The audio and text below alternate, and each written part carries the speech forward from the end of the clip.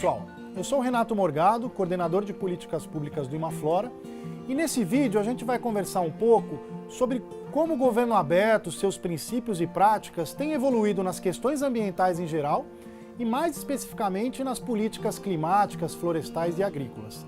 Esse é um vídeo que vai permitir a vocês entender de forma mais geral e panorâmica sobre essa evolução, porque depois os outros vídeos dessa trilha vão se aprofundar mais nesses temas. Em primeiro lugar, é importante citar que a relação entre transparência, participação e as questões ambientais não é nova. Desde muito tempo, a sociedade civil, pesquisadores e membros de governo perceberam que para a gente caminhar em direção à sustentabilidade, é necessário também a gente aprofundar a democracia. Ou seja, que a existência de bons instrumentos de participação, de transparência, de accountability, é uma condição necessária para a gente criar soluções e políticas que alinhem conservação ambiental, desenvolvimento econômico e garantia de direitos. Por exemplo, a Política Nacional de Meio Ambiente, que é uma lei de 1981, já criou como instrumento de participação o CONAMA, o Conselho Nacional de Meio Ambiente. Ela previu também a criação de um Sistema Nacional de Informação Ambiental que deveria coletar, organizar e disponibilizar para a sociedade informações sobre meio ambiente. Na Eco 92, um dos maiores eventos sobre meio ambiente que nós já tivemos, foi aprovada a Declaração do Rio sobre Meio Ambiente e Desenvolvimento.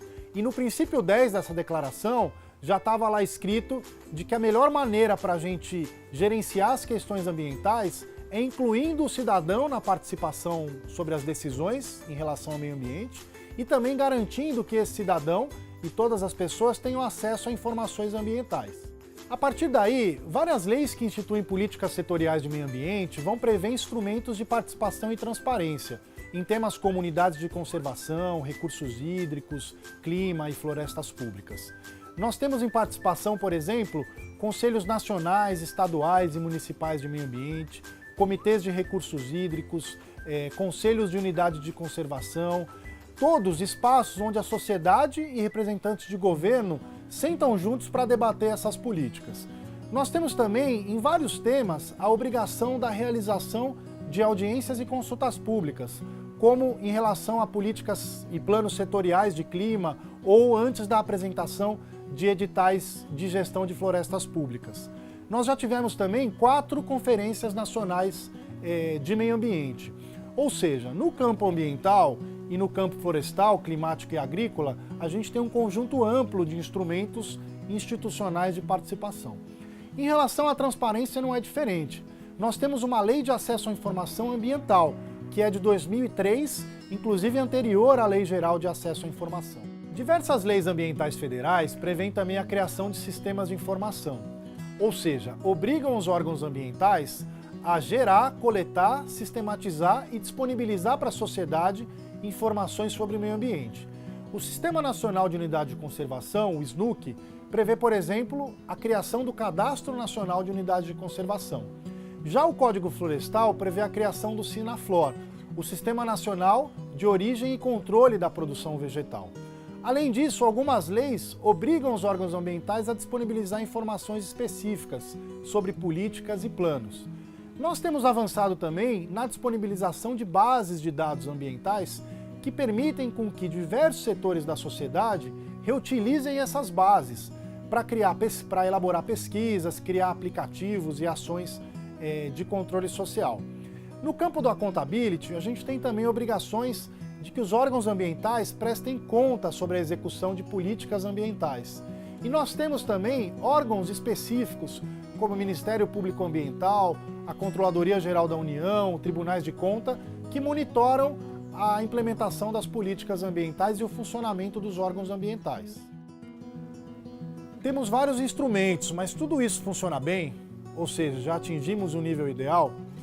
Claro que é importante valorizar essas conquistas democráticas, mas é importante também fazer um balanço crítico sobre elas. Não é porque existem vários canais legais e institucionais de participação que a participação ocorre de maneira plena pela sociedade. Existem alguns temas de políticas públicas, por exemplo, que ainda não contam com bons instrumentos de participação, como é o caso do financiamento da política agrícola. Ou mesmo quando esses instrumentos existem, não quer dizer que eles estão funcionando da maneira adequada. Cabe ao Estado, aos governos, por exemplo, num processo de consulta pública, responder à sociedade o porquê incorporou as sugestões ou deixou de incorporar. Ou mesmo nos conselhos ambientais, cabe aos governos, de fato, discutir, negociar, apresentar para a sociedade as várias propostas de políticas públicas. Além disso, a gente ainda está engatinhando no uso de tecnologias para a participação social.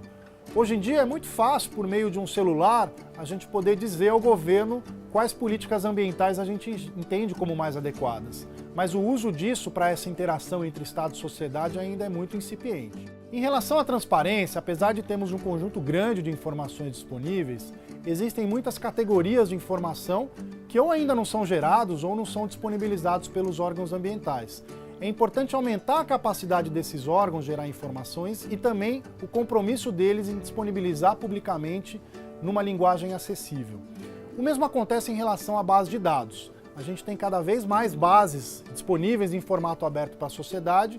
Agora, outras bases que são essenciais para a gente entender a dinâmica do uso do solo ou mesmo a aplicação de recursos públicos na área florestal e agrícola ainda não estão abertas, ou integralmente abertas, como é o caso do Cadastro Ambiental Rural, dos créditos rurais, etc. É preciso pensar também como esses vários instrumentos funcionam para comunidades tradicionais e povos indígenas. Cabe ao Estado garantir a efetiva participação desses povos, garantindo que os métodos de participação sejam adequados e que existam os recursos necessários para essa participação. Em transparência também, é necessário que o acesso à informação esteja adaptado à linguagem e aos meios de comunicação utilizados por esses grupos. E o que temos então pela frente? O conceito de governo aberto ajuda a gente a repensar a governança das políticas florestais, climáticas e agrícolas. Permite a gente analisar e melhorar os instrumentos que a gente já possui, mas permite também a gente criar novos instrumentos, aproveitando todo o potencial da tecnologia e da inovação para melhorar a relação entre sociedade e Estado. E também permite a gente olhar para os grupos que historicamente estão excluídos dos processos de decisão e do acesso à informação, para que eles sejam incluídos nesse processo. Ou seja, governo aberto é fundamental para que a gente crie e implemente políticas mais efetivas para conciliar sustentabilidade, garantia de direitos e desenvolvimento econômico. Bom, espero que com esse vídeo você tenha entendido um pouco mais sobre como os princípios e as práticas de governo aberto têm evoluído nas questões ambientais em geral e especificamente em questões florestais, climáticas e agrícolas. Nos outros vídeos dessa trilha você vai poder entender ainda mais e se aprofundar nesses temas. Vamos continuar caminhando?